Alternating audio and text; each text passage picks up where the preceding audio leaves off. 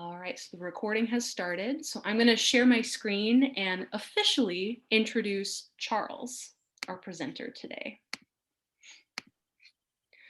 So many of you already know Charles, but for those who don't, and for those who do, just a refresher of his amazing experiences that he's sharing with us today.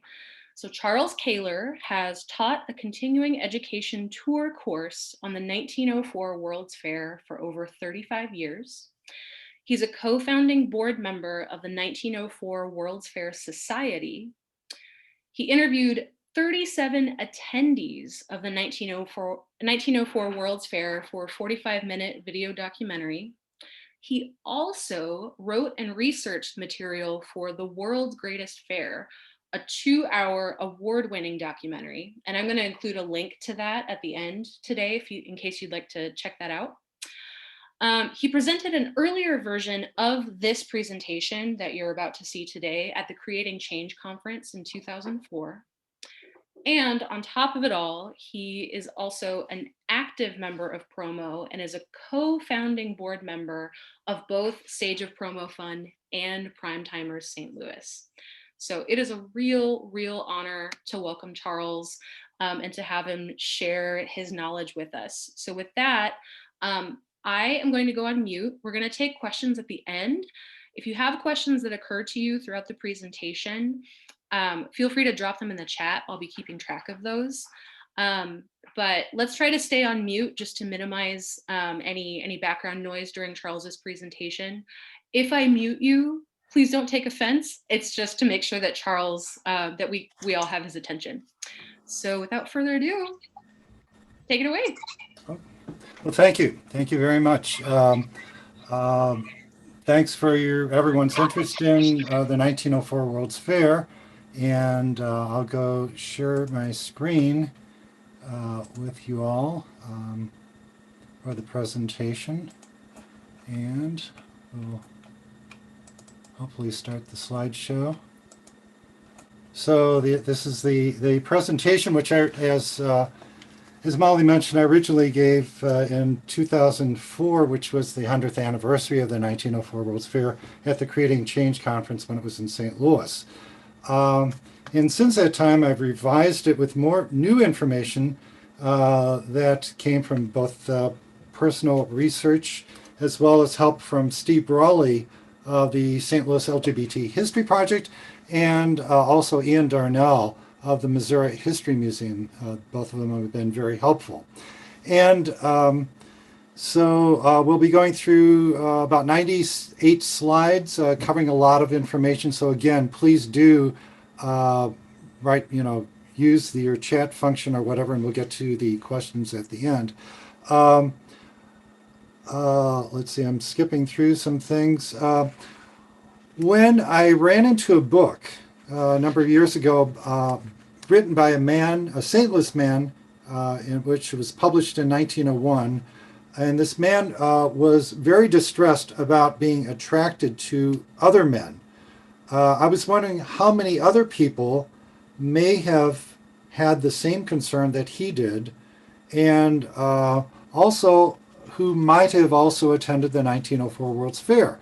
And so with my long standing interest in the 1904 World's Fair and with this concern, that is what brought those two areas of interest together to create this presentation. So the presentation will be in 3 parts. The largest part of it will be features of the 1904 World's Fair, because not everyone's familiar with it, and I'll be skipping over a ton of really interesting things because in interest of time. But then we'll also be talking about racial minorities at the fair, as well as what we'll term sexual minorities at the fair. And we'll start with an overview of the Louisiana Purchase Exposition of the 1904 World's Fair, as the 1904 World's Fair is more commonly called. So the fair took place at the end of the Victorian era, and it marked the beginning of a new century and also new possibilities. It also introduced to the world a number of new discoveries and ways of thinking about things along with emerging technologies. And its main theme was education and discovery. And I was particularly interested in that. Um, so, um, so this sums up, which is sums up with a quote that was found at the original base of the Statue of St. Louis, which was created for the 1904 World's Fair, and at the base of the Statue of St. Louis was this statement: "Genius points, inspiration whispers, nothing impossible." And I've reflected on that a lot, and it became apparent to me that the leaders and the people responsible for bringing the World's Fair to St. Louis uh, didn't know what they were attending was impossible. So they just went ahead and did the impossible, of creating a massive city in a huge park in the period of just 3 years. So a little bit about the fair. It was a massive international event, and that's really important. That it brought people from around the world with participation from 53 countries and 49 states and territories. It housed the third modern Olympics. It was an election year, so some of the Democratic National Convention meetings were held there, and it had many other important international congresses, which we know as conferences today, or conventions. Um, there were almost 20 million people who attended the fair, paid their 50 cents admission, and it was one of the few fairs that, in some sense, kind of paid for itself. Um, it's debatable. The fair took 3 years to build, but was open for just 185 days, from April 30th to December 1st. And after the fair was over, the buildings and virtually everything that you see, which was built to be temporary, were torn down. And speaking of buildings, there were over 1,500 buildings, 70,000 exhibits, 35 paved roads, and 75 miles worth of exhibit. It featured 12 huge palaces, such as this one for transportation here. And altogether, they had over 5 million square feet of indoor exhibit space and over 6 million square feet of exhibit space outside, too. I mention that because all of this was done from tearing down the western half of what is today Forest Park, which was a heavily forested land, and to the opening day and building everything. It was the largest World's Fair ever at 1,260 acres. That's about 3 square miles, 13 times larger than the Magic Kingdom in Florida, if you've ever been to that. And it was once said that if you wanted to see everything in the fair that there was to see, you'd have to walk a mere 350 miles. And this is a photo or a map of the layout of the fairgrounds. And I know that some of you can't see all the details, but I will point out that unlike modern maps, north is at the bottom of this map, south is at the top of this map. And that'll make sense in a little bit. Also, over here, there was a transmission tower called it was called the Buffalo Transmitting Tower.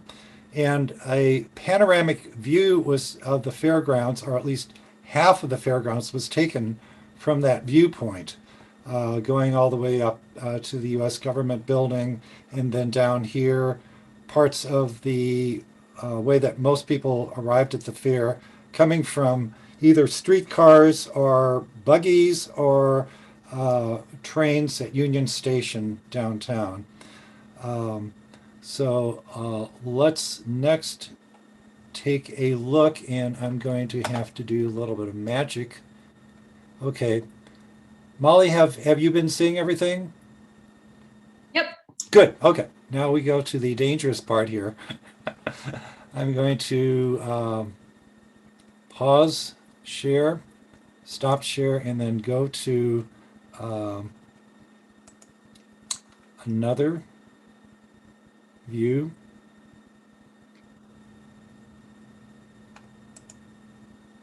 And Molly and I practiced this ahead of time. And let's see if I can get that. Okay. So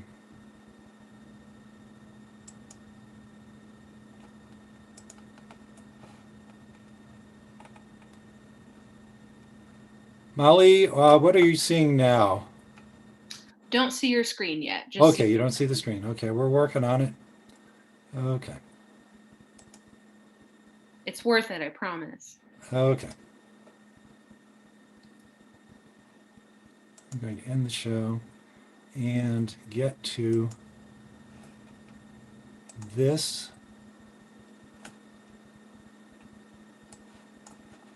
And share my screen, I hope.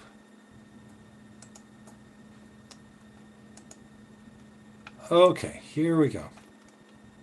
Now you should be seeing a large map of St. Louis, correct, Molly? Yes. Good, Correct. okay. So let's take a look at, excuse me, where the fairground was located. We're going to zoom in on present day St. Louis. And this is not cooperating. There we go.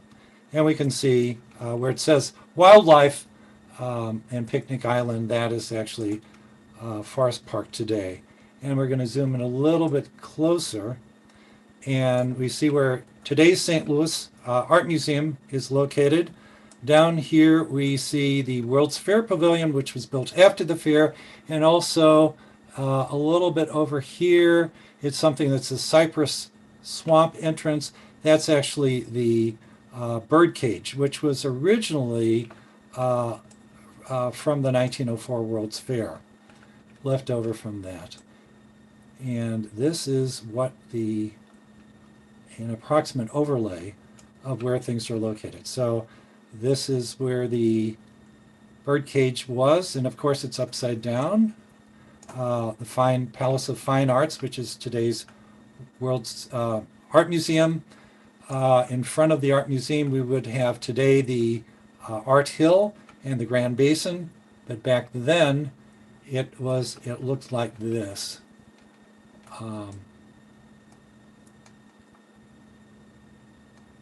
We transitioned from Grand Basin and the Art Museum, and look at the size of the Art Museum back then, which had several temporary annexes on it, and what it looks like today. So back at the time of the 1904 World's Fair, the Palace of Fine Arts was larger than it is today. And most of you probably have been through the Art Museum, know how long it takes to get through that. Well, you have many other larger palaces to go through. And this is the Buffalo Tower that I was talking about, that the next view panoramic view was taken from. So let's take a look at the panoramic view of the fairground, okay? And I'm going to minimize that and zoom in and move over to where most people would have been entering the fairground. So they would have come from Union Station, perhaps, go to the Wabash Station, which existed there. And by the way, this is where the Missouri History Museum is in this area right now today. They would have entered through turnstiles, one of the first widespread use of turnstiles ever, and might have come to the entrance of the fair. And oh my gosh, look at this. If you can see it on your screen, there's a statue of St. Louis, which now was cast in bronze at the end of the fair and moved in front of the Art Museum. But this is where it originally was, close to where the History Museum is today. So if the attendees had children, they might have dropped them off at this, I'll call it a child care facility, so that way the kids could play and then the parents could spend their time going through the fair. And let's zoom out a little bit more. And here's one of the excuse me, numerous bandstands that existed on the fairgrounds. John Philip Sousa and his band played in these pagodas at various times throughout the fair. This palace on this side is the Palace of Manufacturing. Here we have liberal arts. We'll be talking about them more. And just to put things into perspective, take a look at the size of some of these people here. And then compare these people slash ants to this massive size of some of these palaces. This one being a mere 7 acres in all. We have the Palace of U.S. Government Building and Mines and Metallurgy. This is a zoom in for a view of the hidden art museum, which is hidden behind the Terrace of States here. The beautiful festival hall, which we'll be talking about more. There's 2 restaurants about a quarter of a mile from each other. And if you've been to the art museum before and parked in those circular drives down there, that's where these restaurants were originally. In the background, we can see this massive 20-acre Palace of Agriculture, Dome City of, this is a mosque here, which was in the walled city of Jerusalem that was recreated on the fairgrounds. We have here where the mile-long amusement part of the fair, which was the Pike with the Tyrolean Alps here and numerous other venues that we would see. And just one other things here, we can just see a little bit a side view of the observation wheel or the Ferris wheel. So let's next go back to our slide presentation, and I'm going to share where we left off. So, slideshow. There we go. So, constructing these buildings took 3 years. The vast majority of them were made out of longleaf pine and covered with this material, which one of you had referred to, which is like plaster of Paris. Actually, it was a combination of plaster of Paris and materials like straw or hemp, which hemp was grown back then to make ropes and reinforcement, and it could be sculpted or molded into various shape. This is one of the thousands of statues that was built by craftsmen and shown throughout the fairgrounds. And this I liked because this shows another what you could do with this material called staff. Notice that this has the year 1903, and the reason that 1903 was on this decoration for the Palace of Machinery is that the fair was originally going to be opening in 1903 instead of 1904, but the buildings and the fairgrounds took so long to build that they delayed the opening of the fair for a year. So how would you get around and see everything there is to see at the fair? Well, it was impossible to see everything, but one way is to do a lot of walking. Another way is to use vehicles like this electric car. And incidentally, you would very seldom see any gas-powered cars on the fairgrounds. They were almost all electrically powered. There was also a railroad, and this is just the first part of this long railroad that with cars that took people around the fairgrounds, which had 17 different stops. So you could save a lot of walking that way. You could also take a boat through the lagoon system that connected 8 of the 12 large palaces. You can see the observation wheel here and the domed mosque in the background here. And also, if you're fortunate, you could actually take a ride on a gondola in the Grand Basin. That's in front of Art Hill today. And that gondola was brought over from Venice along with a gondolier. This was the World's Fair. Nothing's impossible, so why not? This is a side view of the opening day of the fair, which was one of the most heavily attended fair events. We see Festival Hall here. We'll talk a little bit more about it. And this person on this rostrum here by the Louisiana Purchase Monument is speaking by merely using elocution, since they did not have sound amplification methods as we do today. So the orators, if you were a good orator, that was really a good skill to have. Here's another side view of the festival hall, and it also shows one of the thousands of sculptures that was throughout the fairgrounds. This happens to be of Thomas Jefferson.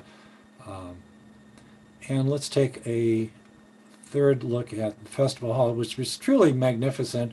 Again, take a look at the size of these tiny people and compare that to the size of this festival hall, which had a dome bigger than St. Peter's Basilica in Rome, and also housed the world's largest pipe organ. And if you've ever been to Philadelphia and been to what was then called Wanamaker's department store, now I believe it's called Macy's, and before that it was Lord and Taylor, you can hear this pipe organ played daily. They've actually added a lot more pipes and staff and stops onto that. Here's a third side view, and you can see the Ferris wheel in the background. And also we get a glimpse of this building here, which was the Palace of Electricity. And here's a face-on view of that palace. It was 7 acres, so it was a medium-sized palace. And inside it had virtually everything electrical that you can possibly imagine, including a small factory that where people, mainly women, were manufacturing incandescent light bulbs that visitors, fair visitors, could purchase. And to make sure that that exhibit of light bulb manufacturing was done correctly, there was a gentleman who came to St. Louis to supervise that installation, and that gentleman was, of course, Thomas Edison. In addition to being able to talk across a beam of light in this building from one corner to the other, it also featured X-ray machines, electric stoves, and also this is an exhibit in one of the buildings for typewriters. And of course, you would have electric typewriters at the 1904 World's Fair on display. In addition to electric typewriters, you could also find other modern office equipment, such as a working fax machine. This is 1904. You could find a telephone answering machine, and also you could find a very crude and very rudimentary, but it kind of sort of worked, mobile telephone for communicating around the fairgrounds. This is one of the sites of the fair that I particularly like, and it's called the Sunken Gardens. In today's world, off the side of this uh, would have been found the today's boathouse, um, and here I would see the Palace of Mines and Metallurgy, and on this side, which is a 9-acre building, liberal arts, which had the latest in terms of scientific devices, music, photographic equipment, and business and other equipment like that. And if by chance we were to transport ourselves all the way to the other end of the Sunken Gardens and look the other way, this is the view that we would have seen. Again, Mines and Metallurgy with its 2 pylons there, and liberal arts, and then this massive U.S. government building, which is being truncated here. It was much larger than this.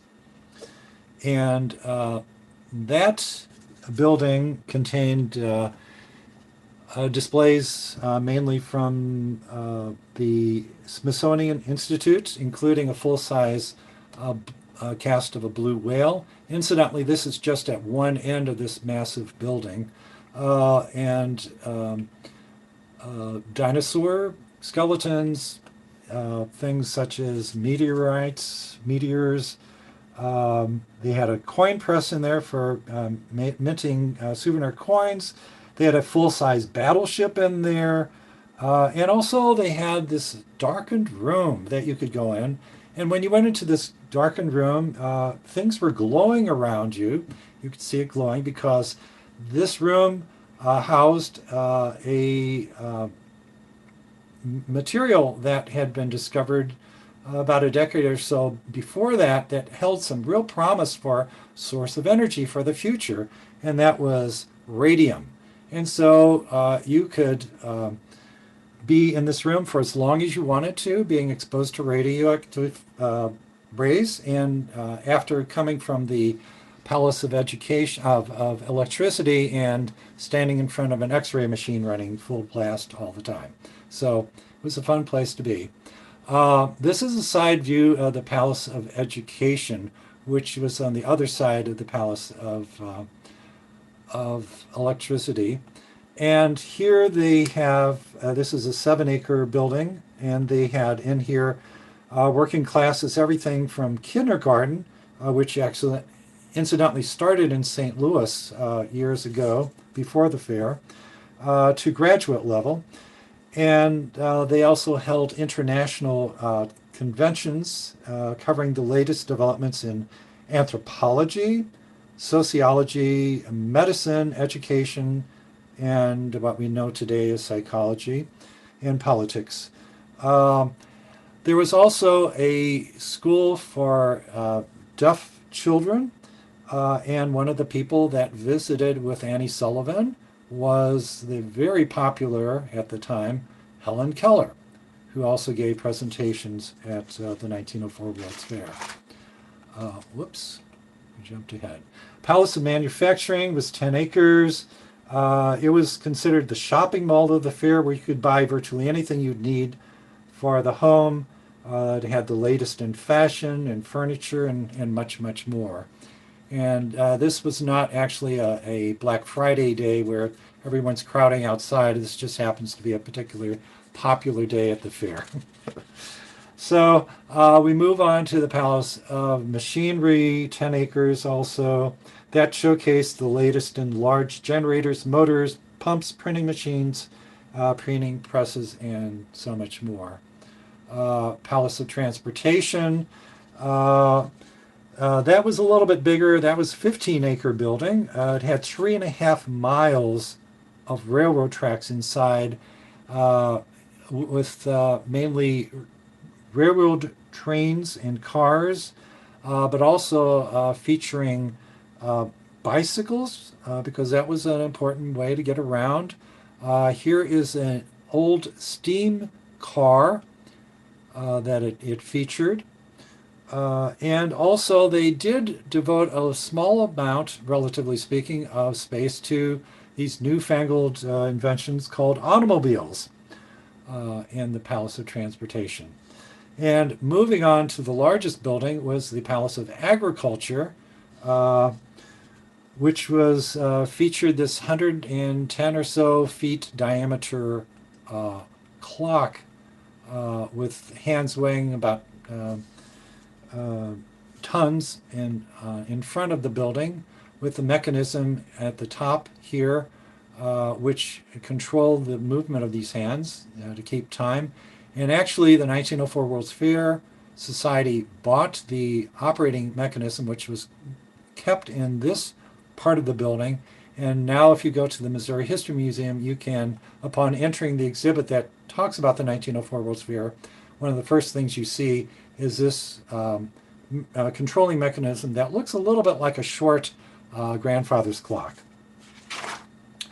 So inside this building, and this is before it was completed, and this building was about 1/3 of a mile long. It was so large that once it was completed, that the aisles actually had, or many of the aisles had street names, and the exhibit spaces had street addresses, so that the U.S. Postal Service could actually deliver U.S. postal mail to the exhibits inside the building, which also had all sorts of exhibits, including this exhibit of from representing the state of Missouri, which featured corn and grains. And over on the side here, we can see Indiana and what they had to show. There was also all sorts of farming equipment, anything agriculture you can imagine. And of course, since at the time of 1904, agriculture was extremely important, and that's the reason why this building was so large. Moving at the other end of the pike, which we'll be talking a little bit later, would have been Washington University grounds, which were actually used before they opened this newly built campus. They allowed it, the grounds to be rented by the Fair forefathers so that they could have these temporary buildings put on here. This what we see here are steps going up to Brookings Hall, and if you drive down Skinker right now and look at this entrance, which may or may not be open now, but with all the construction on the WashU Fairgrounds, you could see Brookings Hall. On this part of the fairgrounds, you would have found buildings for countries representing Italy, Sweden, Great Britain, Belgium, China, and much more. And of course, this was the site also on the WashU Fairgrounds of the first modern Olympic Games in the United States. The first modern Olympics was held in Athens, Greece. The second was held in Paris, France, and the third, well, let's hold this in St. Louis in 1904. And there's a big story behind that, how the politics of how we got the Olympics to come to St. Louis instead of Chicago. And records were set, including the first time that women were allowed to compete at the Olympics, and that was in archery, and also the first black competitor, which was in track and field, and that was George Poage. It was also the first time that a concrete stadium was built, too, which still stands to this day. One of the highlights of the 1904 World's Fair was this massive observation wheel, which was actually moved to St. Louis after it had been a major attraction at the 1893 Chicago World's Fair. So after their World's Fair was over, it was moved to another part in another place in Chicago, and then eventually put into a warehouse, and then moved to St. Louis at the end of the fair. And There are whole presentations given on just this Ferris wheel, but basically it was 265 feet tall, had 36 cars, each could hold up to 60 people with a total capacity of 2,160 people. And you can see some of these people in one of these cars, about the size of a school bus each. That's the size of some small towns. Um, and finally, we come to the Pike. It was called the Mile Long Pike, and this was the amusement park of the fair. The rest of the fairground, you could, once you're in the fairground and paid your 50 cents admission fee, you could see everything except for the Pike. And the Pike, being the fun part of the fair, charged admission to each of these 45 different venues.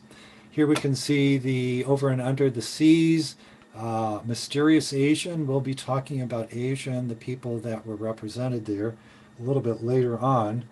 Uh, Here's another view of the Pike, which was actually opened after the main fairgrounds closed, and so you can see the street lights that were operating down here. Some of the other venues that were featured on the fairgrounds, on the Pike, included the Cliff Dwellers, which we'll be talking about later, the Galveston Flood, the Hereafter, a roller coaster ride, a Shoot the Chutes water flume, and much, much, much more. Including Creation, which showed a variety of views of the biblical story of creation as it happened. Temple of Mirth was a amusement attraction which had all these distorting mirrors and featured a two-story slide. And here we can see that in order to attend, you would have to pay your 2 cents, buy your 2-cent ticket for admission to Temple of Mirth. Also, Hagenbeck Circus was particularly popular because it featured animals in their fairly natural habitat without any cages or bars like most zoos had. And as a matter of fact, at the end of the fair, the flight cage, which we know as the bird cage of the St. Louis Zoo, was a partial gift to city of St. Louis. City purchased it for $5,000, and it served as an anchor for the creation of the St. Louis Zoo as we know it today. And if you're going to be looking at animals, why not also on the Pike take a look at premature infants struggling for their lives and the baby incubator exhibit on the Pike. And this was particularly popular, and millions of people came to see the baby incubators. But by today's standards, most people would be horrified, because if you notice between the viewing audience and these infants, premature babies, there was no barrier. And so what happened, and also the nurses were not particularly careful in their hygiene, and so a case of infectious diarrhea broke out and infant mortality soared. So this gentleman who was in charge of the exhibit was fired, and they brought in a gentleman by the name of Dr. John Zahorsky. And he had insisted that some glass barriers be erected here. He insisted that the nurses washed their hands between changing the diapers and feeding the infants. And by taking those simple steps and a few others, the babies started thriving again. He was excited about what he had learned and wanted to have his findings published in the Lancet. And after years of trying, the Lancet finally relented, because, of course, his research was done on what would be considered an amusement park exhibit. But they relented, and many of those precautions are taken today. So one of the things that the baby incubators exhibit had nearby was the baby incubator cafe, believe it or not. But speaking of food, there was three main things that many people attribute to being invented at the fair. One of them, ice cream cones, which these youngsters and their mother are enjoying on the fair. This is on the Pike because we can see New York to the North Pole, which was one of the exhibits on the Pike. Um, Also attributed to being invented at the 1904 World's Fair was iced tea as well as hot dogs. Well, unfortunately, iced tea was popular in the South and was there were newspaper accounts of it being served to a number of Civil War veterans at a reunion that they had in the 1880s. Hot dogs were served before the 1904 World's Fair in Coney Island. They actually had sausages in a bun with a little bit of chili on it, called a Coney Island, served at Coney Island.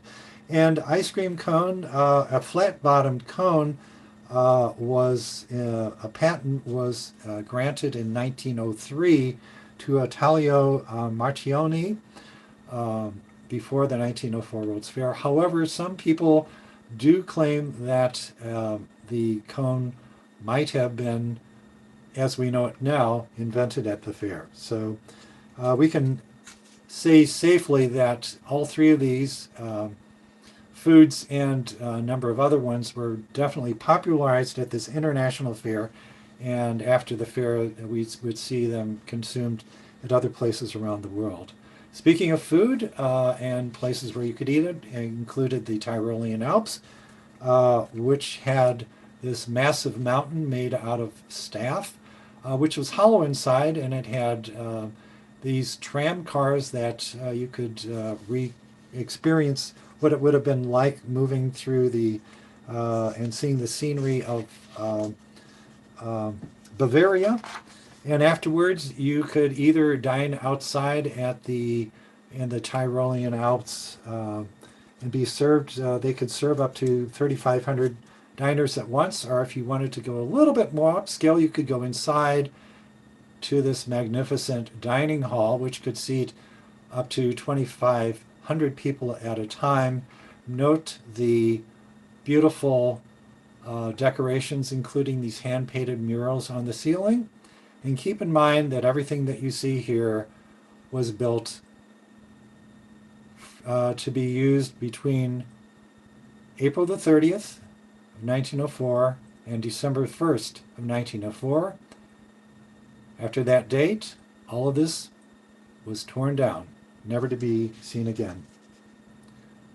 So who are some of the famous people that we might have heard about that were fair goers or participants of the fair? Well, you might have heard of Will Rogers, who performed there. Annie Oakley made an appearance. Tom Mix was not only a cowboy, but also he was a film star at the time. And actually, Geronimo was not only part of the Native American exhibit, but he was also a prisoner of war at the time.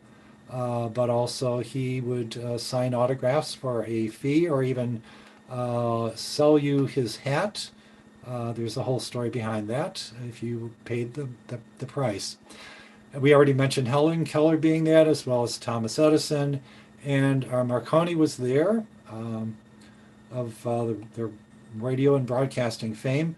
Teddy Roosevelt came at the end of the fair after the election in November, and William Howard Taft was there. Scott Joplin made a brief appearance. He had actually written a song called "The Cascades," which memorialized the water that cascaded down from Festival Hall into the Grand Basin. And we already talked about John Philip Sousa being there.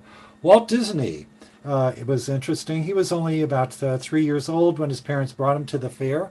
But if you have ever been to Epcot and seen the similarities between the 1904 World's Fair and Epcot, you can't help to imagine how this fair might have influenced his design of that and his vision of Epcot. Amelia Earhart was brought by her parents when she was just 7 years old, and she wanted to ride a roller coaster at the fair. But her parents were prohibitive of that because they said it was far too dangerous for little girls to ride a roller coaster. And also, Frank Lloyd Wright came down from Chicago with some other architects to visit the fair and see what other architects had done. Let's talk about racial minorities of the fair, because if you look at thousands of different views of the fair, you will be hard pressed to find any persons of color in those views. Um, so we know that there were people that came from Japan. Not only were present at the Japanese gardens a little bit west of the other palaces, but also at Fair Japan on the Pike. We had another Pike exhibit, which was Mysterious Asia, which featured Senegalese dancers from Senegal. They came all across the ocean, all the way to St. Louis, made it here with some of their uh, pachydermal friends. And also, there were featured indigenous people from the Arctic Circle. Here's a person who with a sealskin um, kayak that was brought, and you can imagine what these were individuals were going through around July in St. Louis, having to wear these heavy coats and all. Uh, Native Americans were also featured um, in terms of showing their skills of archery. And the fair also included a schoolhouse showing the civilizing effects of education on Native Americans. There is also a team of Native American basketball players about which a documentary was made, and that were at the fair. That's a whole other presentation. Um, but racism was definitely present at the fair. Fortunately, the founders and the leaders of the fairground, the fair, made attempts to discourage racism. Blacks, however, were generally not served at fairground restaurants. They might have been allowed to use the rear entrances of the restaurant to get food. Uh, and also, a Negro Day was named to recognize African Americans, but it was boycotted by St. Louis African Americans leaders because of the discrimination that they faced. Including this one exhibit on the Pike, which was the old plantation, which was a fairly popular. We can see people lining up to go into this exhibit, which highlighted Old Dixie, and which presented a rather sanitized view of the old Southern ways. Um, the exhibit also included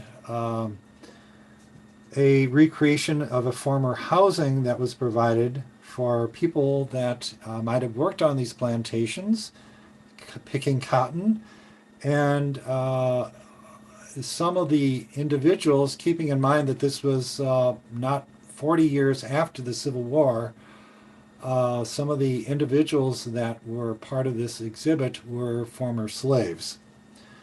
In addition, before the fair was built, this is a photo that was taken of the African American laborers camp, and we see that it was rather substandard housing was provided for them.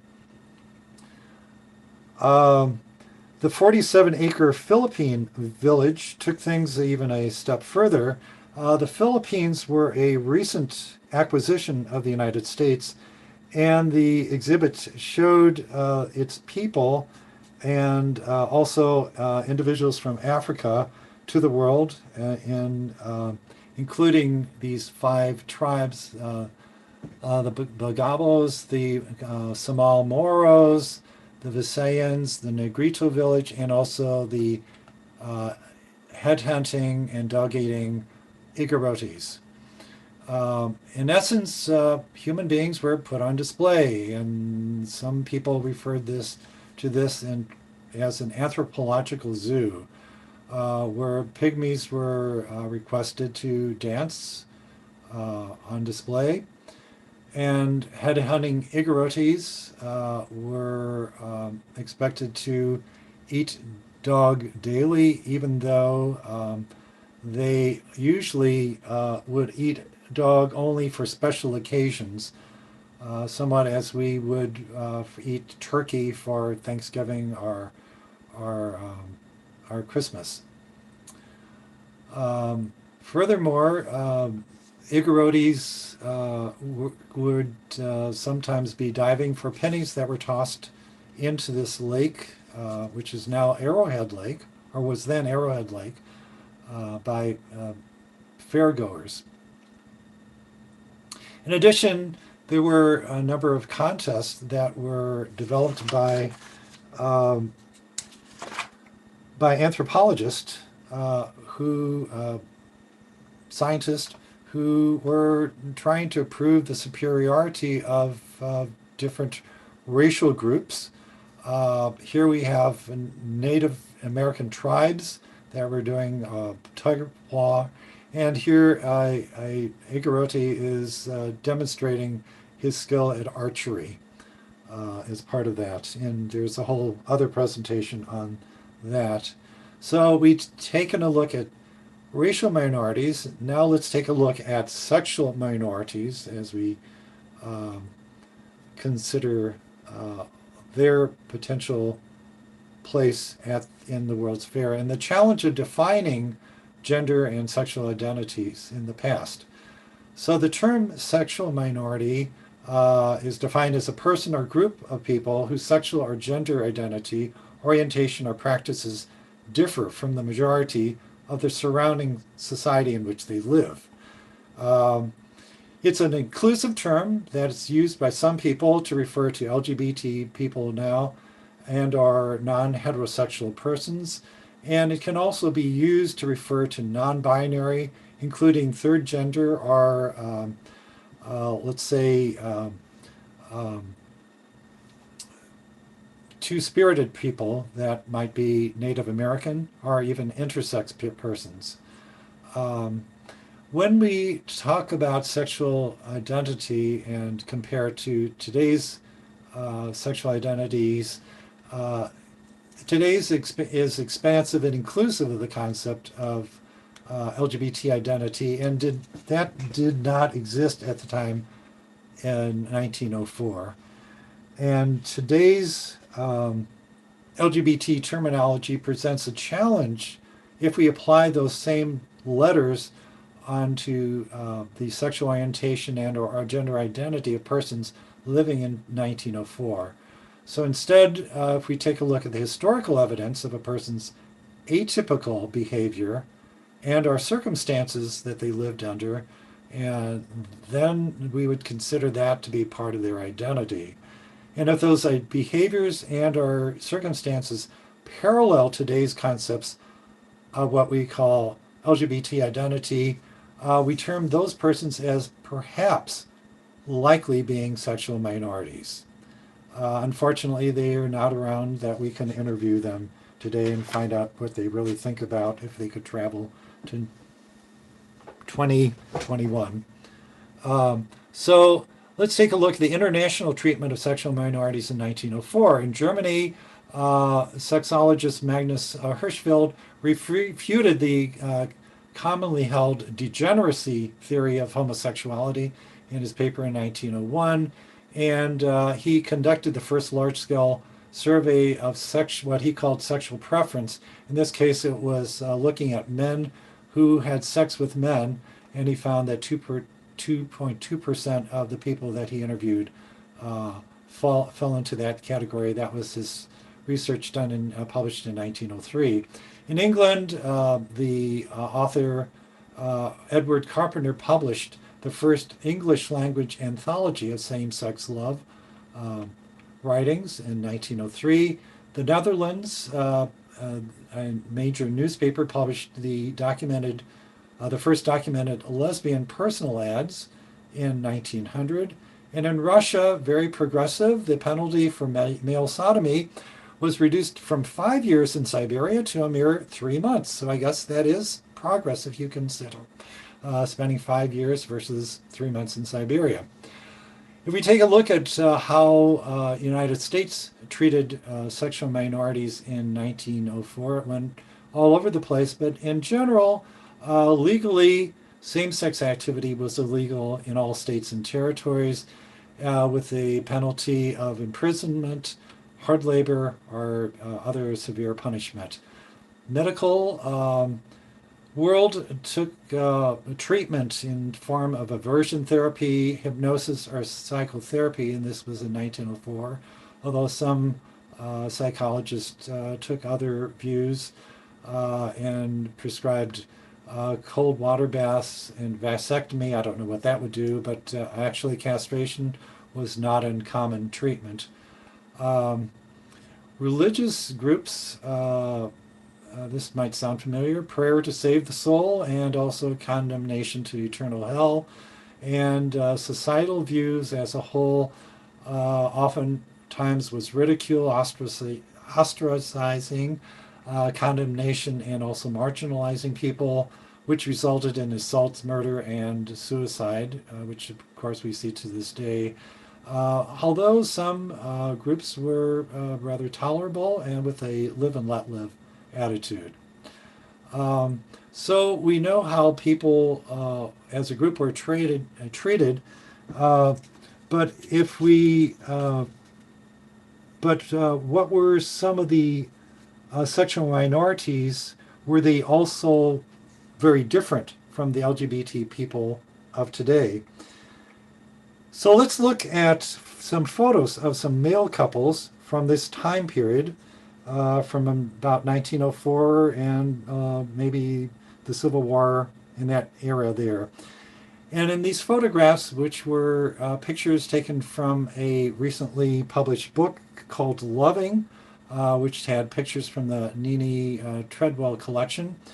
In these photographs, notice how these couples embrace each other, how they hold hands, and also their telling body language.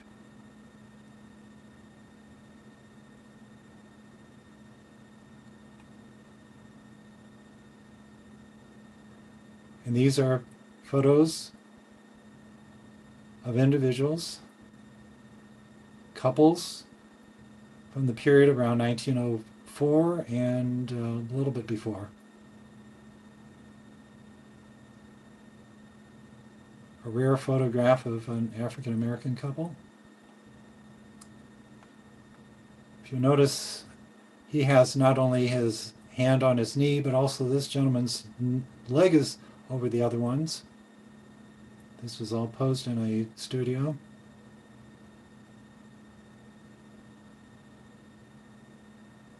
And this young couple.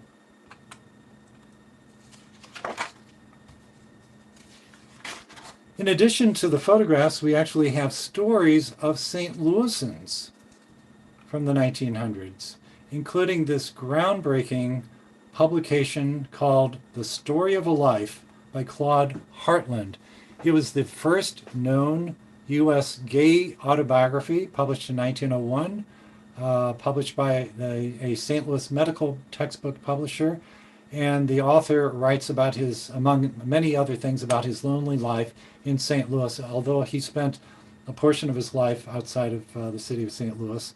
But while he was in St. Louis, he mentions several St. Louis gay cruising sites, including the Columbia Theater in downtown St. Louis, and also this corner of 6th and Olive Street, which is near the St. Louis Railway Exchange Building, which still stands to this day, at this corner here. In addition to that, in 1902, Dr. William Barker of St. Louis presented a paper to the Medical Society of St. Louis City Hospital about two men who showed an unnatural fondness for each other. It's an interesting article to read. Another article published in January of 1904, that was well before the fair opened, in the St. Louis Medical Journal, which was then called the Alienist and Neurologist.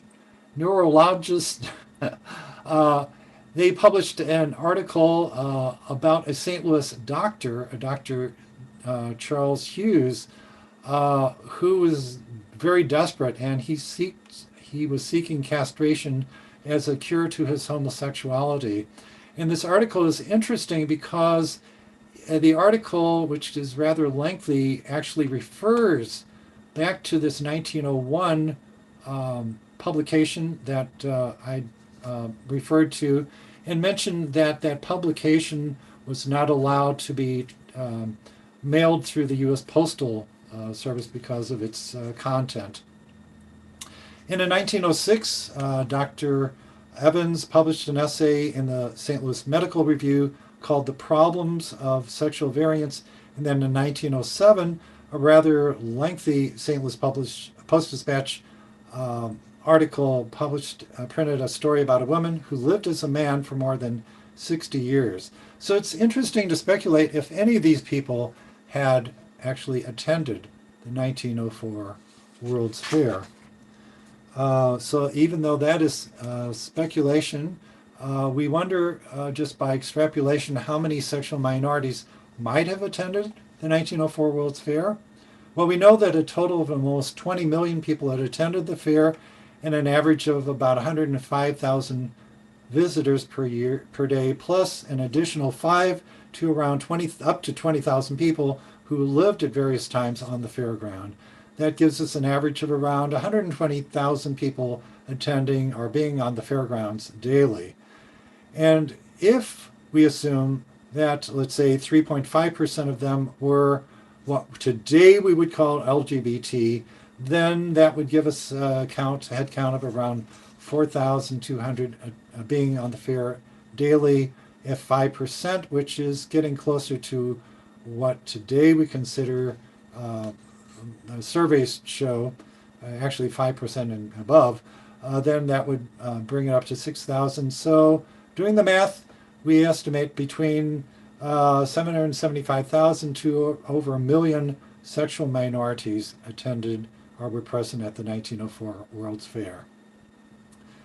And including some notable sexual minority people who we can document who actually were at the 1904 World's Fair, including T.S. Eliot, who's a native St. Louis poet who wrote The Wasteland and J.F. Alfred Prufrock. He had been cited as being homosexual, that's the medical term that was used back then, by several close peers and friends. And he did attend the 1904 World's Fair throughout the summer of 1904. In addition, St. Louis author Kate, I believe it's pronounced Chopin, who wrote Women's Desire and Sexuality in her publication. She had a very close relationship ongoing with her childhood friend. Critics of today cite her lesbian themes and characters in her publications of The Awakening, Lilacs, and Fedora. And she visited the fair on August 20th, but very unfortunately she died 2 days later of a cerebral hemorrhage, as did all of her four other much younger siblings died of that same thing.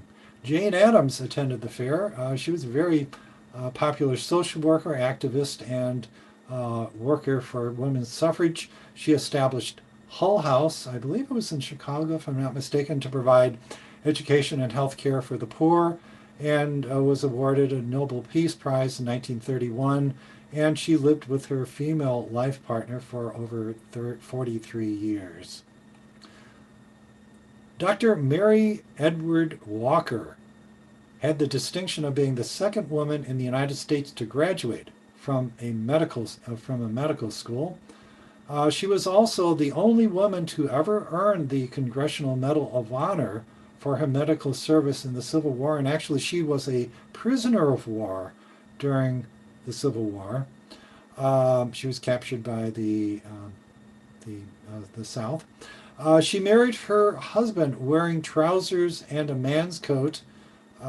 She divorced her husband after 13 years, and she frequently wore men's clothing in public.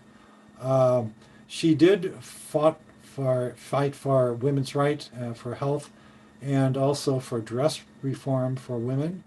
And she visited the fair it's documented, and being here on July the 11th, and was honored in 1982 with a postage stamp, which, interestingly enough, showed her in a dress rather than wearing a men's suit. Harriet Hosmer was, at the time, the most famous sculptress of her time. She won awards for her works presented at the fair, including this statue of Thomas Hart Benton, which is now in Lafayette Square Park. This very famous sculpture, which is Beatrice Cenci, is now at the Humsel Library. And actually, about 5 years ago, when I was in Auckland, New Zealand, at their National Museum, they had a copy of this same statue or sculpture on exhibit on the other side of the world. And she was also a member of a colony of lesbian artists that was documented. Alberto Santos Dumont, he was a wealthy Brazilian inventor and balloon and later plane pilot. He attended the fair to compete in a major balloon powered balloon competition. Brazil today claims him to be the first man to achieve powered flight. He was extremely popular in France and in Europe for his lighter than air and later powered flight exhibits. Yet he remained a confirmed bachelor despite multiple female suitors, and he was speculated to have been had male suitors as well. Lord Baden-Powell, the British founder of the Boy Scouts, attended the fair to also compete in advanced kite flying. He was cited as being gay in the book The Man Boy, The Life of Lord Baden-Powell. Martini was a cross-dressing French male entertainer, or what we would call today drag queen, and he performed at the Palais de Paris on the Pike, which featured singing and dancing female entertaining, and he entertained along with them. Berdache is a term used by some Native American tribes to indicate two-spirited people. And Weewu here, who we see here, is one example of a non-gender conforming man who lived as a woman, and he was well respected by his tribe. Here we see an exhibit of Native Americans at the 1904 World's Fair. And also the Philippine village and Indians had a somewhat equivalent designation of a Bayot, indicating men who were non-gender conforming and lived their lives as women. So let's take a look at some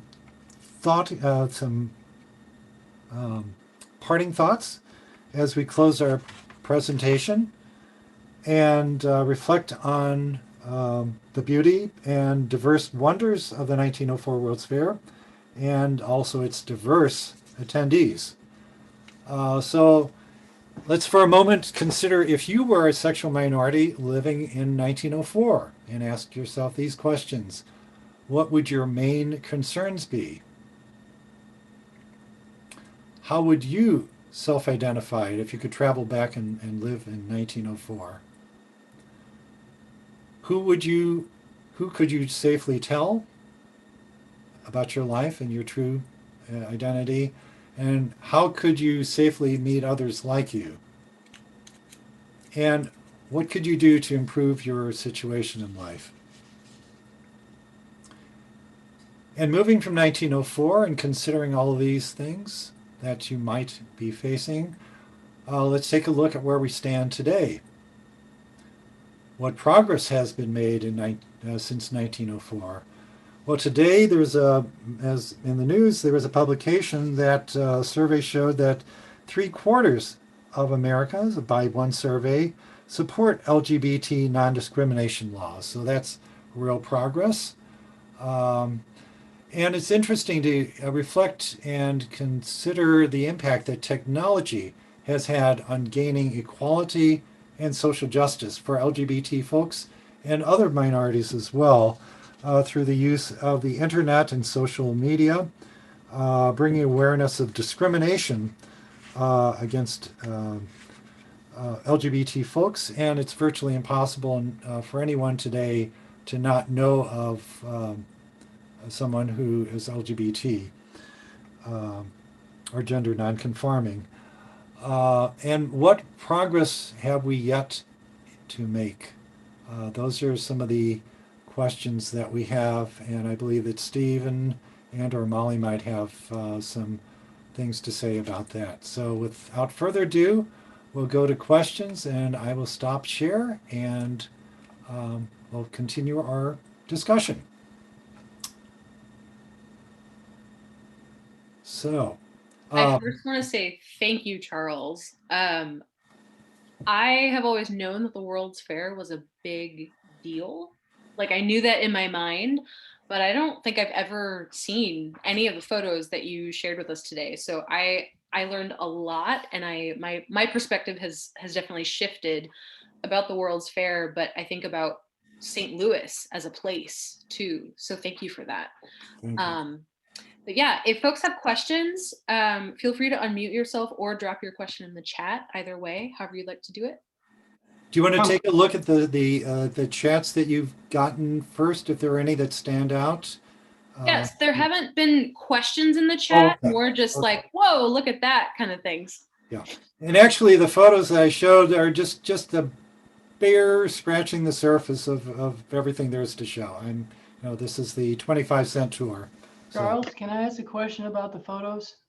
Yes. This is just a general question. Has there been any attempt by anybody to maybe even try to colorize some of the photos to give a full impact of really what it looked like back then?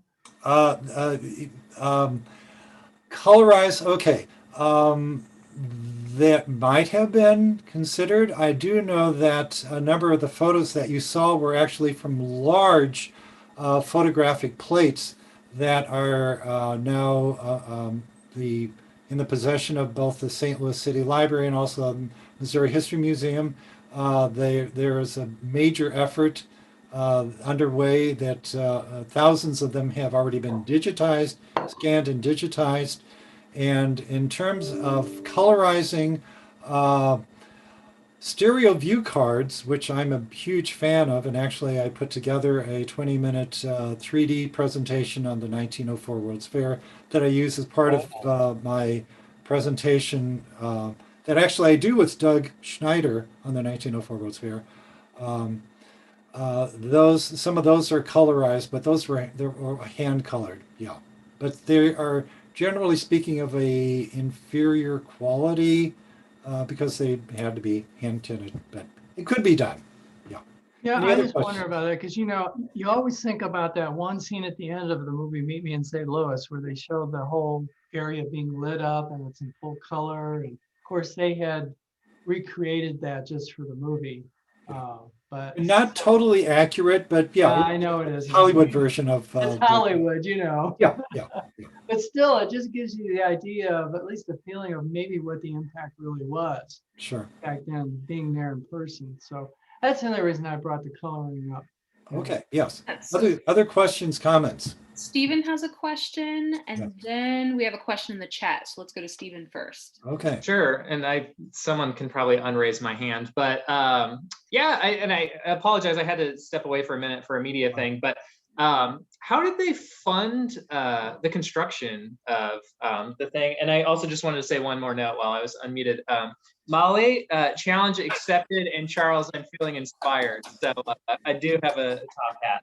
Not, it may be a costume one, but I appreciated just I was amazed by the quality of the photos, that you could see the hats on people like 200 yards away and things like that. So Absolutely, and thanks to the effort, and there's a whole presentation that was given on how they were found, rescued, these glass plates, and digitized. It was a major process, and actually that presentation was given at the Missouri History Museum and the like. So your question was, how was it funded?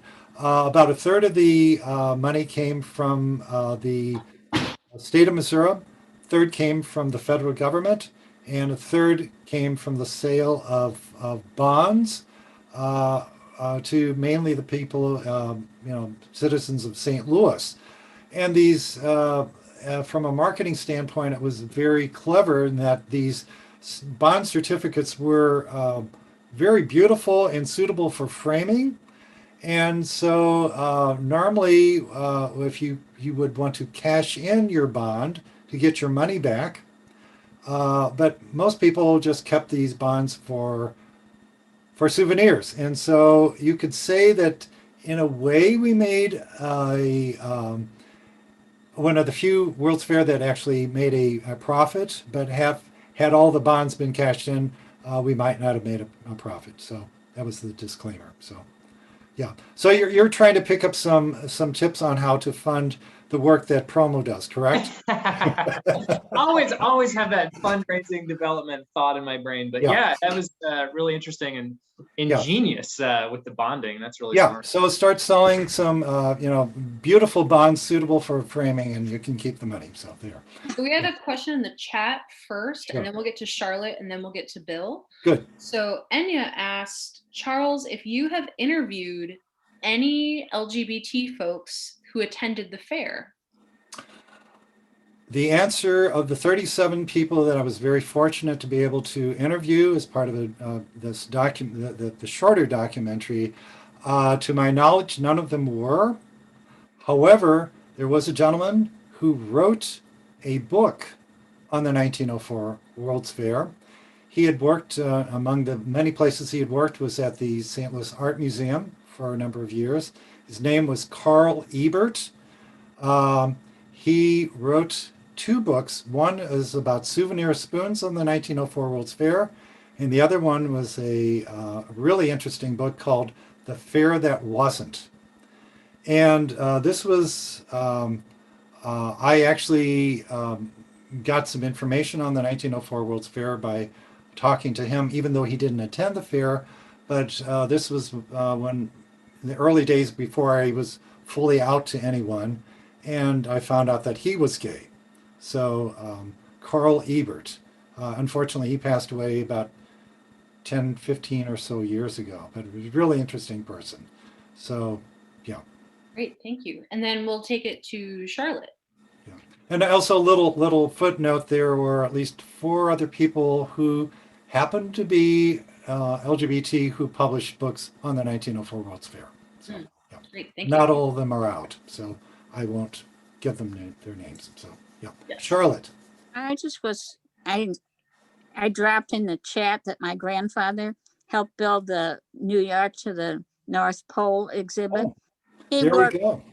He had just recently come over from England, and he worked for the Simmons Hardware Company. And apparently they sent their people there to work, because we used to have, and somewhere I still have a little card that said like Workman's Pass, and it said Simmons Hardware, And then I suspect that he might have met my grandmother there, because she was from Kentucky. And otherwise, I never knew where they met, and I never found out before he passed away. But also that's on my mother's side. On my father's side, my grandparents met at the World's Fair. And he was from out around Sullivan, Missouri, and she was from St. Louis, from like they lived in, she was Irish. They lived in what they called Kerry Patch. Yes. And apparently he was there with his brother and she was there with her sister. And there were some electrical wires down on the ground. And these girls almost stepped on him. And he came and said, you know, be careful, you know, this is, and save them from stepping on these. And that's how they met. I don't know how they carried on their courtship. But anyway, and then like I said, I often wonder if my other grandparents met at the fair. So that's why the fair is meaningful to me. Great. And the years of teaching this tour course, and about 15 of those years was with Doug Schneider. We've asked the question always during the tour course, you know, do you have any connection to the fair? And a number of people have distant relatives who attended the 1904 World's Fair that met each other and then later married. And actually, I have a distant relative on my dad's side who, you know, they husband and wife met each other at the 1904 World's Fair, and they had kids, and so. Wow. So we hear about the butterfly effect. Like, Yes. you know, if a butterfly lands on a leaf, it changes the rest of time. I mean, imagine a world without the 1904 World's Fair. We would live in a different world. Yeah, that's amazing. Mhm. Yeah. I There, promise here. yeah.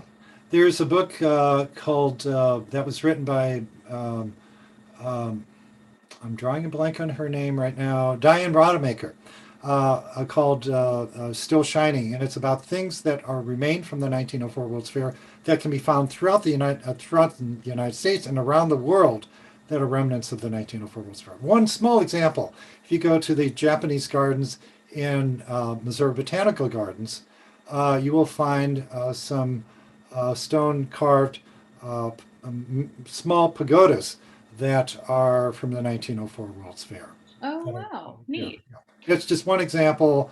O'Connell's has a chandelier from the 1904 World's Fair, and it goes on and on and on and on. So there. Cool. We used to have a desk that was supposedly from one of the state buildings. And my mother took it to the History Museum to see if they might want it. But they said, no, there was no proof. You know, we had no proof that's where it came from. So they didn't want it. So I think they just, I don't know what happened to it. I think it just got dumped somewhere because I don't have it anymore. But that was, I guess my grandfather had gotten it somehow from working there. Yeah. And also, Charlotte, since you worked for so many years for Washington University, you actually worked on the fairgrounds, although that was part of Washington University at the time before they opened officially for business. So, yes. Let's hear from Bill, and then John has something, and then we'll wrap up. Okay. Go ahead, Bill. I don't have a question, but some comments. I'm really grateful for you to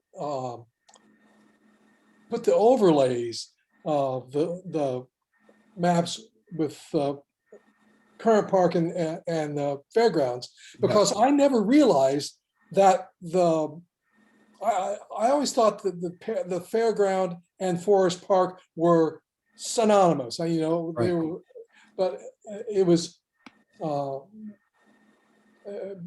very good to see that the fairground, the fairgrounds were a little bit. They only used, what was it, 2/3 of the park? Well, it was about half of the western half of Forest Park, and then an additional equivalent amount in acreage west of there. And the other thing that I saw that I really liked was at the park. I've often thought of, I knew about the Cascades and the art museum, but I never quite got how it fit. And especially the Cascades, I couldn't see where the Cascades were, and I didn't know that when you see the picture of the fairgrounds, and it's that they've got the big building up front, and I wasn't sure how the art museum was worked in there. So I know now. Yeah, yeah. The art museum was totally blocked by view by the Right. festival hall. And actually, Festival. if you look at photographs that were taken at the fair, you will never find, or at least I have never found, a head-on view of the art museum, because it would be virtually impossible, because there wouldn't be wide enough angle lenses to take a picture of the full art museum with the festival hall and Terrace Estates being there. So yeah. Well, you Good. know, I've been interested in this for a while, not a long time, but at least since I moved here 20 years ago. And I now I forgot what I was going to say. Go ahead. Oh, okay, okay. Well, thank you for your comment. Yeah. And I think Alright. John was next. Is that Yeah, right? go ahead, John. Yeah. Yes, thank you, Charles. That amazing presentation. I've always loved and been fascinated. Oops, yeah, okay. Okay. Always loved that the whole history of the World's Fair. Having worked at the zoo for 15 years before I retired, you know, just being in the park daily was always just such an amazing experience.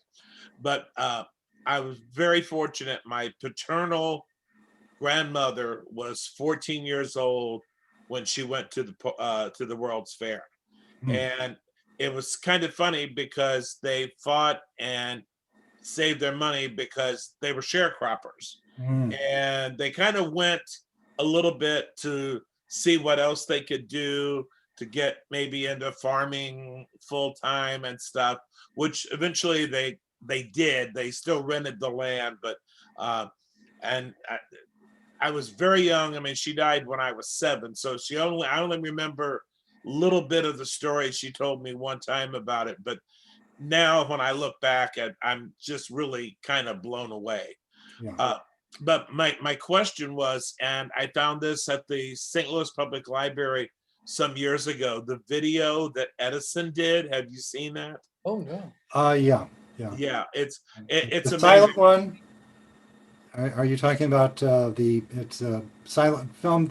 Some of the film footage that was shot at the fair. Yeah. Yeah. Supposedly Edison and his sidekick did, and I mean, and part of it they were actually out in one of the boats going around, and I mean it's breathtaking. I'm hoping somebody sometime can take it and maybe increase the quality of it. I mean, I know it's difficult. I do a little bit of that stuff, and it's massive and it's time consuming and massive computers, but doing that. And one other quick comment, talking about the colorizing, I would be interested. My Heritage has some incredible new software they use for colorizing. Yeah. And I put one in that was of my mom and dad and her brother and my 2 older sisters, and it was absolutely breathtaking what they did with it. Yeah.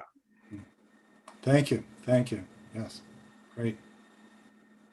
Wonderful. Well, thank you all so much. And I just mentioned in the chat, I'm really surprised to hear all the family connections to the World's Fair. As someone who is originally from Nebraska, I mean, I've lived in St. Louis for about 15 years, but yeah, my eyes have just been opened to how much it's still with us today in a lot of ways. So Charles, thank you so much.